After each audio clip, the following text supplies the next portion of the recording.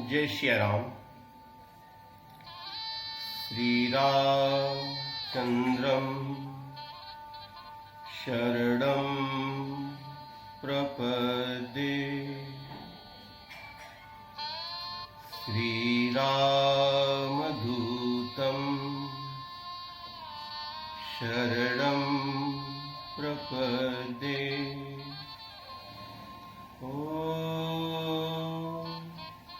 श्री गणेशाय नमः। ओम श्री गुरुवे नमः। श्री गुरुचरण सरोज रज निज मन मुकुर सुधारि। बरनौ रघुबर बिमल जस जो दायक फल चार। सियावर रामचंद्र की जय। पवन सुत हनुमान की जय। उमापते महादेव की जय। बोलो भाई सब संतन की जय। भारत माता की जय। भारत के संतों की जय। भारत के तीर्थों की जय। भारत के शहीदों की जय हो। भारत के सैनिकों की जय हो। कली पावना अवतार गोस्वामी तुलसीदास जी महाराज ने जब राम कथा का प्रारंभ किया, हिंदी में गांव की बोली में जब राम कथा प्रारंभ की तो सबसे पहले 5 सोरठे लिखे जो पंचामृत है। जैसे कहीं कोई कथा होती है, पूजन होता है तो उसमें पंचामृत बनता है। इसी प्रकार से ये 5 सोरठे, जो सोरठा बड़ा मीठा लगा, बड़ा माधुर्य रस से वो ओतप्रोत है, उसमें माधुर्य तत्व लबालब भरा पड़ा है। पंचामृत है ये। राम कथा प्रारंभ करने के पहले ही गोस्वामी जी महाराज ने पहले पंचामृत प्रस्तुत किया। कोई कथा हो तो पहले पंचामृत तैयार कर लेते हैं। पंचामृत तैयार किया 5। जो सुमिरत सिद्धि होए गण नायक करिबर वदन। करव अनुग्रह सोए बुद्धि राशि शुभ गुण सदन। जिनके सुमिरण करने से सिद्धि की प्राप्ति होती है, जो गणों के नायक हैं, जो करिवर वदन हैं, हाथी जैसे मुख वाले हैं। करो अनुग्रह सोए, वो हम पर अनुग्रह करें। बुद्धि राशि, बुद्धि की राशि हैं वो। शुभ गुण सदन, और शुभ गुणों के वो सदन हैं। गोस्वामी जी महाराज ने वैसे भी प्रथम पूजियत, पहले पूजा। अब ये तो सब जानते हैं कि किसी भी पूजन में सबसे पहले गणपति जी की पूजा होती है। ये सब क्यों? इस सब के पीछे क्या? ये गणपति के अर्थ में पूजा में गोस्वामी जी कहना क्या चाहते हैं? गणपति की पूजा तो आप सब जानते हैं। गणपति की पूजा क्यों हुई, ये प्रश्न उठा। सबसे पहले पूजित क्यों हुए? कई प्रसंग आते हैं। एक प्रसंग है कि एक बार सभी देवताओं ने कहा कि प्रभु हम सब में नायक कौन बनेगा? तो भगवान शिव जी ने कहा ठीक है, पूरे ब्रह्मांड की परिक्रमा करके जो मेरे समीप सबसे पहले आ जाएगा वो सबसे श्रेष्ठ होगा, प्रथम पूजित होगा। तो सभी के अपने अपने वाहन हैं, अपनी अपनी गति उसकी रहती थी। अपने अपने वाहन से सभी बड़ी तीव्र गति से चलते हैं। और एक तो आपने देखा है वर्णन में कि गणपति का शरीर भी भारी लंबोदर और सवारी चूहा। इतने भारी शरीर वाले व्यक्ति का वाहन इतना छोटा, तो गति कैसे करे? ऐसी संतों से हमने कथा सुनी और ऐसे ग्रंथों में प्रमाण भी मिलते हैं कि गणपति ने भूमि पर राम नाम को अंकित किया और राम नाम को अंकित करके वो राम नाम की परिक्रमा कर ली और आकर के अपना राम नाम का जप करने बैठ गए। और जप करने लगे। कोई देवता अपने तीव्र गति से अपने अपने वाहन से सब दौड़ लगाते हैं, और लेकिन एक बड़ा संदेह ये पैदा हो गया कि जिस लोक में भी वो सब देवता जाते हैं वहां पर सर्वत्र उन्हें चूहे के पैर के चिन्ह दिखाई पड़ते हैं। बड़ा आश्चर्य हुआ कि ये चूहा इतनी गति कैसे कर गया है? हम तो इतने तीव्र गति से चल रहे हैं और चूहा के चिन्ह आगे मिलते हैं, सब आते हैं। गणपति तो वहीं बैठे थे, उनकी परिक्रमा तो छोटी थी, लेकिन इस छोटी परिक्रमा से ही पूरे ब्रह्मांड की परिक्रमा हो गई। हरि नाम राम नाम रोम रोम में रमा हुआ है। रमन्ते योगिनो अस्मिन् हृदये स रामः रम क्रीडायाम धातु। रोम रोम में रमी हुई चेतना है। राम नाम की परिक्रमा कर लेने से, राम नाम का जप कर लेने से संपूर्ण ब्रह्मांड की परिक्रमा हो गई।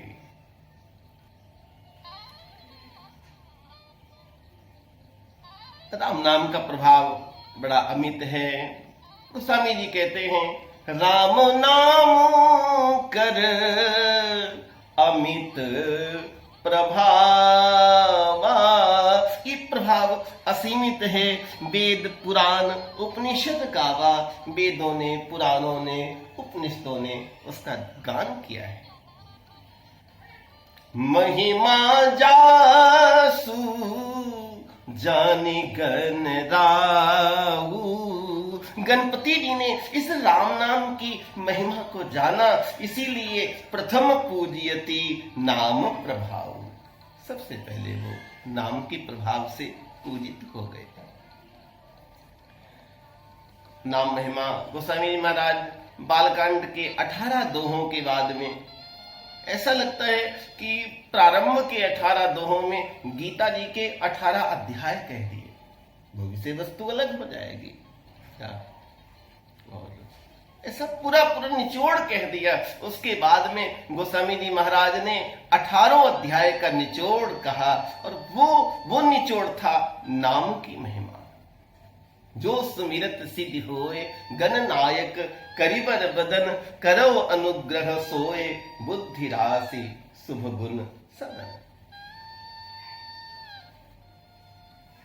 ऐसी भी कथा आती है कि कुछ पुराणों में कथा की भिन्नता देखने को मिलती है कि सभी देवता परिक्रमा करने के लिए चल दिए और भगवान गणपति ने कोई परिक्रमा नहीं की, मात्र अपने माता पिता की परिक्रमा करके उनके चरणों में हरि नाम का आश्रय लेकर के बैठ गए। इसका अर्थ एक ये भी हुआ कि जो मातृ देवो भव पितृ देवो भव, जो माता पिता की परिक्रमा कर लेता है उसकी संपूर्ण ब्रह्मांड की परिक्रमा हो जाती है, और वो जगत में प्रथम पूज्यति नाम प्रभाव, वो नाम के प्रभाव से प्रथम पूजित हो जाता है। वेद में, पुराण में, उपनिषद में इनकी महिमा का गान मिलता है। जो सुमिरत सिद्धि होए। गणेश जी को उद्योग का प्रतीक कहा जाता है। वो जीवन में उद्योग के प्रतीक हैं। गणपति जी अनवरत काम करते रहते हैं, अनवरत काम करते। निरंतर यत्नशीला एवं जयति। जो निरंतर यत्न करता है वो जीत जाता है। निरंतर यत्न करते रहे।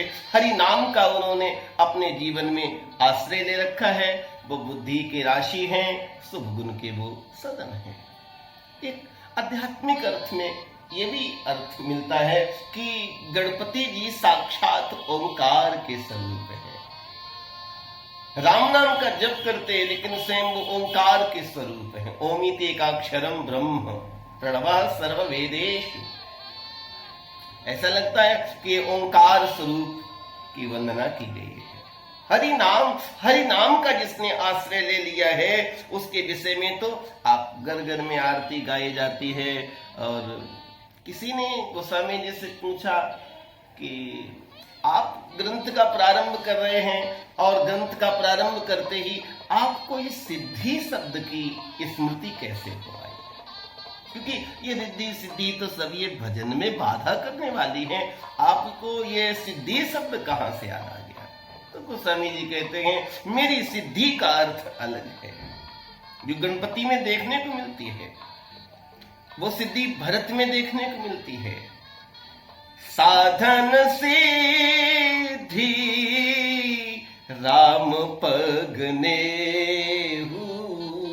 ये साधन की सिद्धि है, ये जीवन की सिद्धि है। राम के चरण में नेह पैदा हो जाए, हरि नाम में प्रेम पैदा हो जाए। मोहि लखि परत भरत मत एहू, राम के चरण में प्रीत पैदा हो जाए। मुझे एक दृष्टांत याद आता है। प्रतिभाएं कुछ जन्म से ही बड़ी तेजोमय होती हैं। गुरु नानक साहब बहुत भजनानंदी थे बचपन से ही, ऐसा मैंने संतों से सुना। नानक साहब, रात का 11 बज गया है, दरवाजे बंद हैं, जो किवाड़ थे उनमें दराज थी, तो माँ ने दराज से झांक करके देखा, नानक साहब हरि नाम जप कर रहे हैं।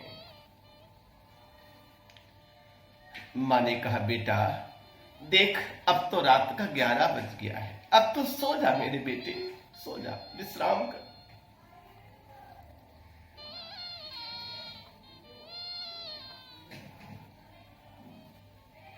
जाको चिंता राम की, नींद कहां से होए, लागी लगन। देख बेटा मेरे, अब देख तो 12 बज गया। 1 घंटे बाद मां पुनः आई और मां ने देखा, वो दरवाजे के उसने दराज से देखा कि नानक पूजा कर रहा है। अंदर चटाई बिछी है, हरि नाम का आश्रय ले रखा है, प्रेमाश्रु बह रहे हैं। मेरी लाल तू सो जा, ये मेरा आशीर्वाद है, तुझे हरि प्राप्त होगा, तुझे लक्ष्य की प्राप्ति होगी। देख पुत्र मेरे लाल, अब तो पंछी तक सो गए। मां ने इतना कहा तो नानक साहब लेट गए। थोड़ी देर में लेटे ही थे कि मां तो चली गई कि पपीहा बोला। पपीहा, कबीर साहब, केशव केशव केशव केशव, अपने प्रिय पपिया को, भजनानंदी पपिया को केशव केशव जपते सुन के नानक उठ के बैठ गए। मां को नींद कहां पड़ती, इसका पुत्र रात रात भजन कर रहा हो। 1 बजा, मां पुनः उस दरवाजे के उस दराज से झांकती है और मां कहती है बेटा सो जा तू। मां आप तो कह रही थी पक्षी तक सो गए हैं, लेकिन ये तो पपीहा केशव केशव पुकार रहा है। कबीर साहब, केशव कह कहे कूकिए, न सोइए असरार। केशव केशव पुकारते रहो, दिन रात सो नहीं। रात दिवस को कूकड़ो, कबहू तो लगे पुकार। रात दिन पुकारते पुकारते ये पुकार कभी न कभी तो परमात्मा तक पहुंच जाएगी। साधन से, ये तुलसी की साधन की सिद्धि है। राम के चरण की प्रीति पैदा हो जाए, राम के चरण में लगाव पैदा हो जाए, और फिर बुद्धि राशि शुभ गुण सदन है वो बुद्धि की वो राशि हैं। भगवान ने गीता में भी कहा कि मैं जिसके ऊपर कृपा करता हूं, मैं ऐसे व्यक्ति को ददामि बुद्धि योगम तम, मैं उसे बुद्धि दे देता हूं। पश्चिमी योग में ऐश्वर्यम, मेरे ऐश्वर्य को देख, मैं उसकी बुद्धि पावन कर देता हूं, मैं उसकी बुद्धि निर्मल कर देता हूं, मैं उसके जीवन को धन्यता से भर देता हूं, साधन की सिद्धि उसके जीवन में पैदा कर देता हूं। घर घर में आरती गाई जाती है, आप सब जानते हैं।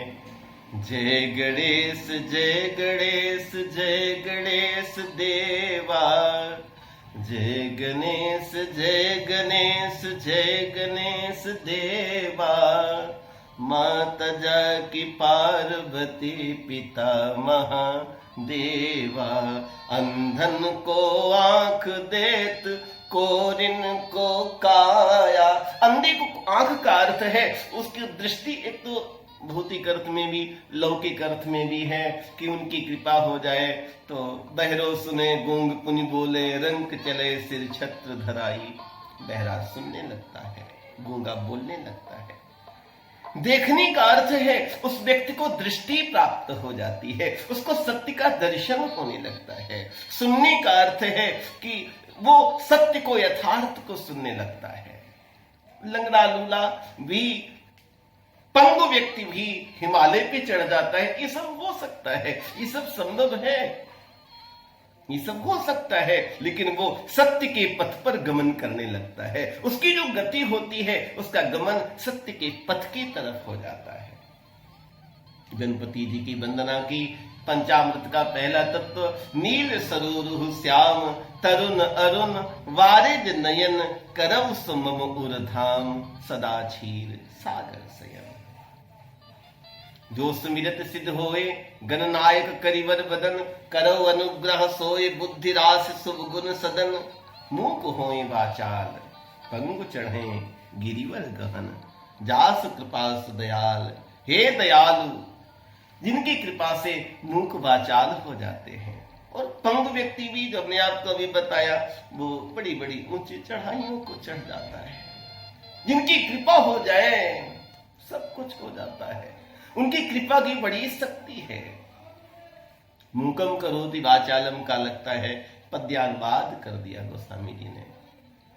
पंगुम लंघयते गिरिम, गति पैदा कर देते हैं, लक्ष्य की तरफ व्यक्ति के जीवन में गति पैदा हो जाती है। जासु कृपासु दयाल, द्रवौ सकल कलिमल दहन। वो कलयुग के मल को दहन करने वाले दयालु, ये हरि नाम हरि नाम हरि नाम हरि नाम केवलम। कलयुग के बल नाम आधारा, सुमेरे नर उतरहि पारा। हरि नाम की इतनी सामर्थ्य है कि वो जीव को भवसागर से पार कर देता है। आगे श्री हरि की वंदना की। नील सरोरु श्याम, तरुण अरुण वारिज नयन, करौ सुमम उर्धाम, सदा क्षीर सागर सयन। नील सरोरु के समान जिनका रंग श्याम है, तरुण अरुण बारिज नयन, उनके जो नयन हैं पूर्ण विकसित कमल के समान है। अर्थात श्री हरि की भक्ति करोगे तो पूर्ण दृष्टि प्राप्त हो जाएगी। ये अपना है, ये पराया है, ये अपूर्ण दृष्टि है। मामकाः पांडवाश्चै, अपूर्ण दृष्टि का प्रतीक है। धृतराष्ट्र कहता है, धृतराष्ट्र जी पूछते हैं संजय से कि किम अपूर्वत संजय मामकाः पांडवाश्चैव, मेरे और पांडु के पुत्रों ने क्या किया। यह अपूर्ण दृष्टि है, ये नया है, ये पराया है, ये अपूर्ण दृष्टि है। जब हरि की कृपा होती है तो व्यक्ति को पूर्ण दृष्टि प्राप्त हो जाती है। तरुण अरुण वारिज नयन, हे हरि, हे पूर्ण दृष्टिवान, हे सत्य के दृष्टा, हे सर्वव्यापक, हे सर्वनियंता, हमें पता है कि आप क्षीर सागर में शयन करते हैं। प्रभु मेरे उर में शयन करो, मेरे उर में वास करो। हे हरि, अब तुम्हें याद करते करते मैं अपनी सुधि बिसरा बैठूं। शांताकारम, इसी सोरठा का श्लोक प्राप्त होता है। शांताकारम, शांताकारम भुजगशयनम।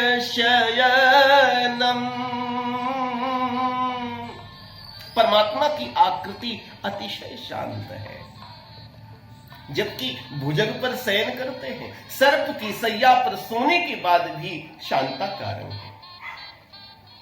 क्या संभव है कोई व्यक्ति सर्प की सैया पर सोए और वो शांताकार बना रहे?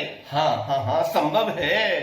केवल वही जिसने हरि नाम का आश्रय ले लिया है, जिसने हरि का आश्रय ले लिया है, वो सर्प की सैया पर भी शांति का अनुभव कर सकता है। सूली ऊपर सेज पिया की, सोवण के ही विधि हो। आलीरी हो तो दर्द दीवानी मेरो, दर्द न जाने कोई। सखीरी हो तो दर्द दीवानी मेरो, दर्द न जाने कोई। सूली ऊपर सेज पिया की, सोबन के ही विधि होय। आलीरी हो तो दर्द दीवानी मेरो, दर्द न जाने कोई। नाम पाहरु दिवस निशि, ध्यान तुम्हार कपाट। लोचन निधि पद जंत्रित, जाई प्राण के ही बाट। परमात्मा हरि नाम का जो आश्रय लेता है, ये पंचामृत का जो पान करता है, उसे पूर्ण दृष्टि प्राप्त हो जाती है।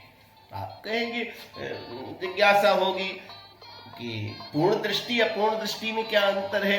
ये अपना है, ये पराया है, ये अपूर्ण दृष्टि है। और जब सर्वत्र तू ही तू करता तू भया, मुझ में रही न हो अब बारी फेरी बलि गई, जित देखूं तित तू। सर्वत्र परमात्मा सिया रामोमय, सब जग जानी। करमो प्रणाम जोरी जुग पानी, कदमो प्रणाम जोरी जुग पानी। यहां किसको पत्थर मारे, कौन पर आया है? शीश महल में हर एक चेहरा अपना लगता है, सब अपने हैं। एको देव सर्वभूतेश गूढ़ा, सर्वव्यापी सर्वभूतांतरात्मा, कर्माध्यक्ष सर्वभूताधिवासः, साक्षी चेता केवलो निर्गुणस्य। हरि व्यापक, वो व्यापक तत्व है, वो सर्वत्र है, वो समान है। नील, लेकिन उसको प्रकट करने के लिए हरि व्यापक सर्वत्र समाना, प्रेम ते प्रगट होय मैं जाना। ये सर्वत्र है, सर्वव्यापक है, जो सर्वशक्तिमान है। ऐसे परम सत्य को प्रकट कैसे किया जाए अपने अंतस में? अस प्रभु हृदय अछत अविकारी, सकल जीव जग दीन दुखारी। सबके अंतस में परमात्मा है, फिर लोग दुखी क्यों? क्योंकि प्रेम के बिना वो प्रकट नहीं होता। ये रसनो स्वाद के शंकर जाने, ये प्रेम का स्वाद, हरि नाम का स्वाद, इसका नरसी मेहता का पद है। ये रसनो स्वाद के शंकर जाने, के जाने सुख जोगी रे। इसका स्वाद या तो भगवान शिव जानते हैं या फिर सुखदेव जी जानते हैं। और एक और प्रमाण दिया, कैक जाने ब्रजनी रे बनीता, अथवा ब्रज की गोपियां जानती हैं। और चौथा तो स्वाद लग गया है, कै नरसैया भोगी रे। है तो भोगी, है तो संसारी नरसी व्यक्ति, लेकिन जो रस शंकर को लग गया था, जो रस योगियों को लग जाता है, सुखदेव जी को जो रस आया, जो रस की प्राप्ति गोपियों को हुई है, मुझे वही रस प्राप्त हो रहा है। रस, भक्ति का रस, प्रेम का रस, हरि नाम का रस। हरि नाम लेते लेते, हरि नाम के चिंतन में लयता को लाते लाते, हरि नाम के चिंतन में लीन होते होते ऐसा स्वाद आ गया, अब उसके बिना रहा नहीं जाता। हरि नाम के जपने का फल क्या होगा, इसकी कोई चिंता नहीं करनी है, इसकी कोई परवाह संतों ने नहीं की। हरि नाम खुद में फल है साहब, ये फल है। ये सारे जगत की साधन सिद्धि जो है, जितने भी साधन हैं, वो सब साधन पुष्प हैं और हरि नाम फल है।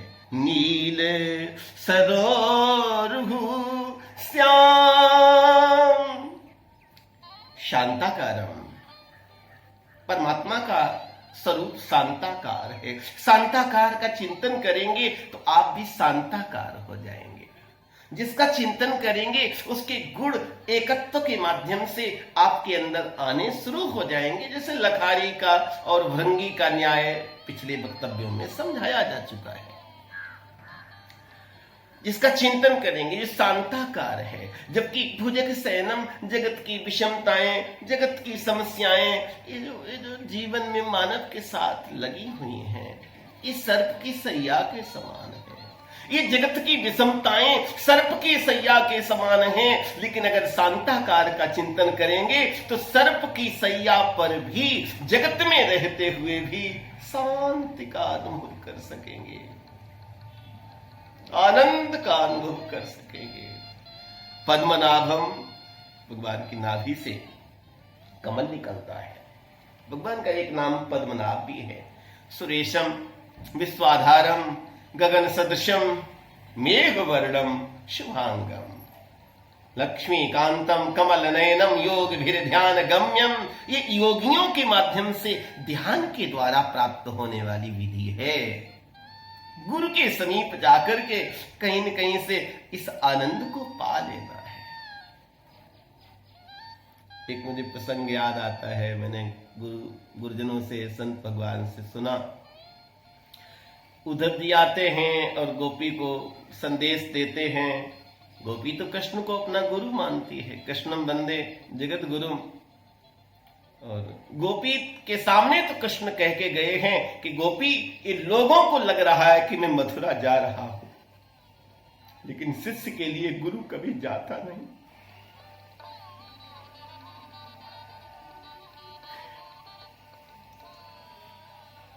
मैं कहीं नहीं जाता हूं। वृंदावनम परित्यज्य पादमेकम न गच्छति।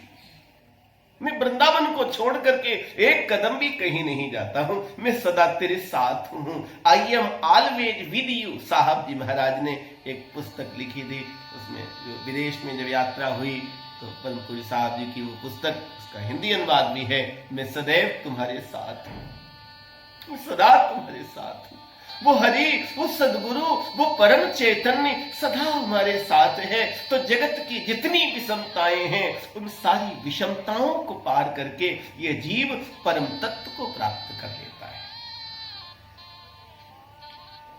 तो गोपी, उद्धव जी उसको समझाते हैं कि मैं संदेश लेके आया हूं। तो गोपी ने पूछा किसका? किसका?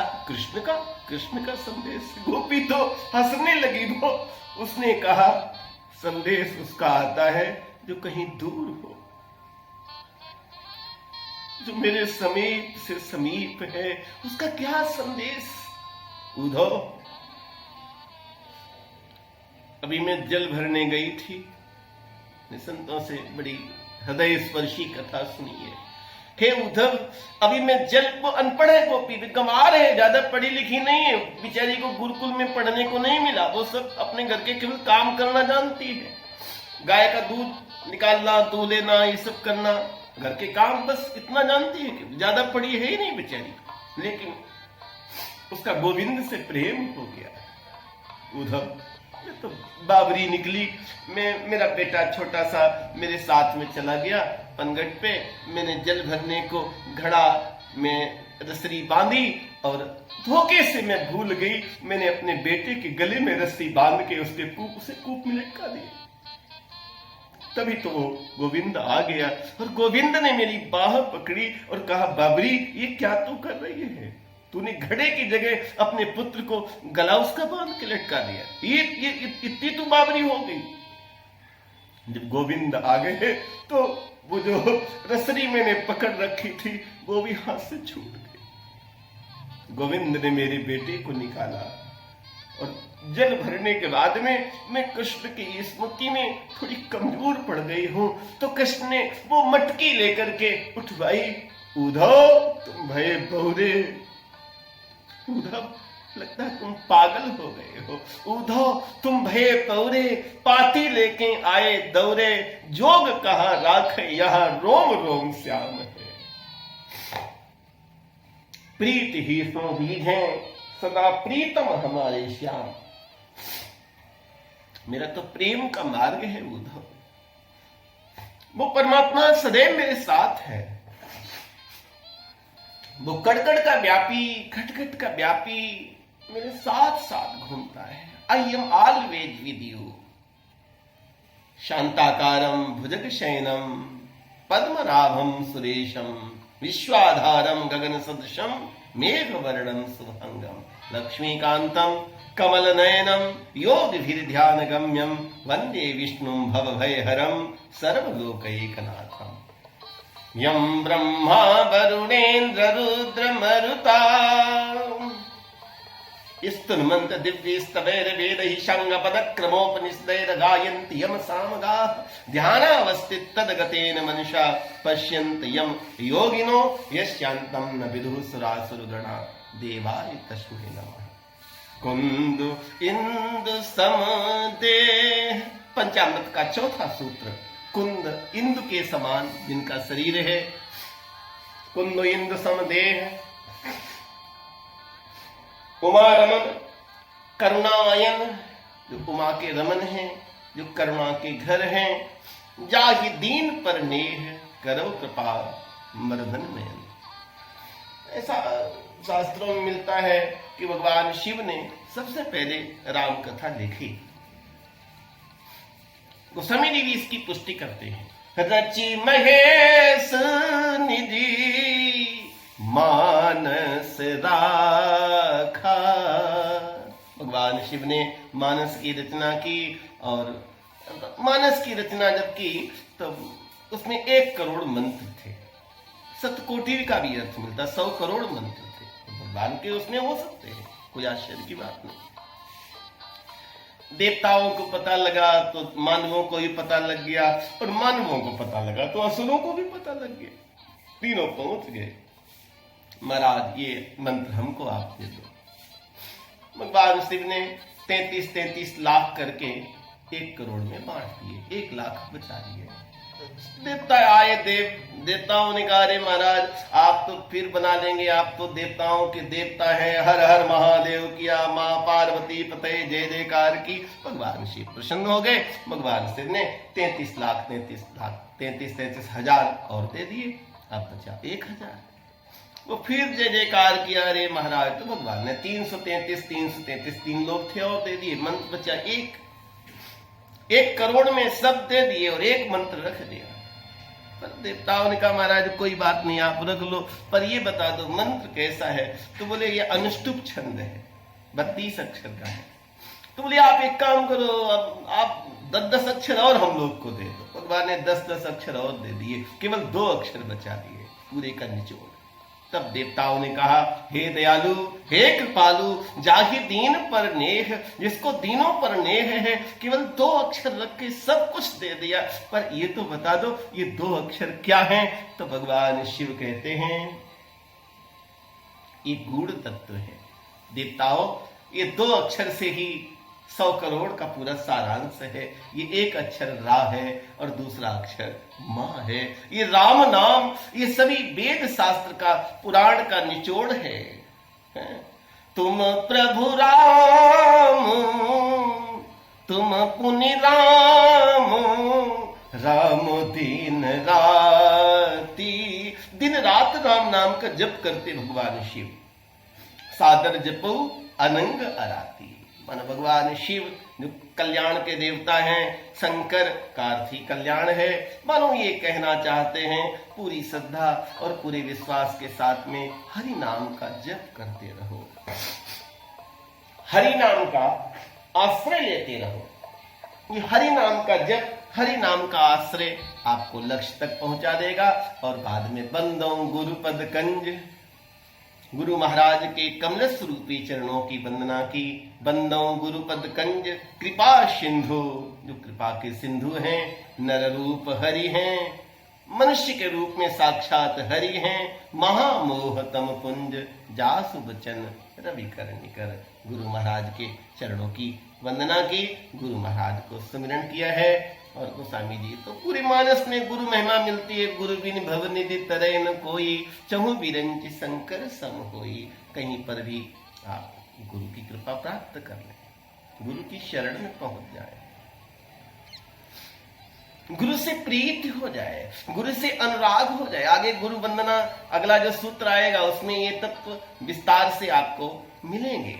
आज की कथा का पुष्प यहीं पर समर्थ गुरुदेव साहब जी महाराज के चरणों में प्रणाम करते हुए, आप सबको प्रणाम करते हुए, जय सिया राम, जय भारत माता।